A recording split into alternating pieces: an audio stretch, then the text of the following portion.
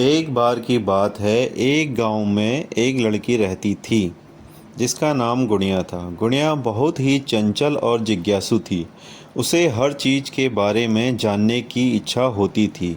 एक दिन गुड़िया ने सुना कि उसके गांव के पास एक रहस्यमयी जंगल है जहां पर कई अद्भुत चीज़ें होती हैं।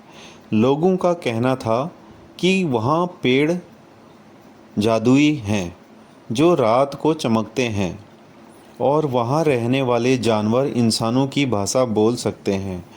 गुड़िया का मन उस जंगल में जाने को मचल उठा। वह अपनी नानी के पास गई और बोली, नानी, मैं उस जादुई जंगल को देखना चाहती हूँ। क्या आप मुझे उसके बारे में कुछ बता सकती हैं? नानी मुस्कुराई और बोली, बेटा, वह जंगल सिर्फ उन्हीं को दिखता है जिनके मन में सच्चाई, साहस और दया हो। अगर तुम्हारा मन साफ है और तुम किसी की मदद करना चाहती हो तो तुम्हें उस जंगल का रास्ता मिल जाएगा। गुड़िया ने नानी की बात सुनी और अगले ही दिन से वह लोगों की मदद करने लगी।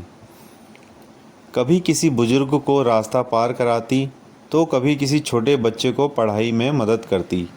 धीरे धीरे उसके मन में एक अनोखी खुशी और शांति आने लगी।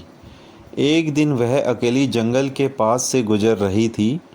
उसे एक हल्की सी रोशनी दिखाई दी। वह रोशनी उसी जंगल से आ रही थी जिसके बारे में नानी ने बताया था। गुड़िया ने हिम्मत जुटाई और उस रोशनी की ओर बढ़ चली। जैसे जैसे वह आगे बढ़ी, उसे पेड़ पौधे चमकते नजर आने लगे और आसपास की चीज़ें भी जादुई दिखने लगी। वह बहुत खुश हुई क्योंकि नानी की बताई बात सच निकली।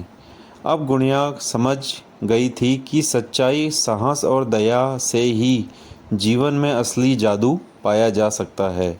इस कहानी के अंत में नानी ने हमें समझाया कि जीवन में अगर हम अच्छे और सच्चे दिल से दूसरों की मदद करेंगे तो हमें भी अपने आसपास जादू महसूस होने लगेगा।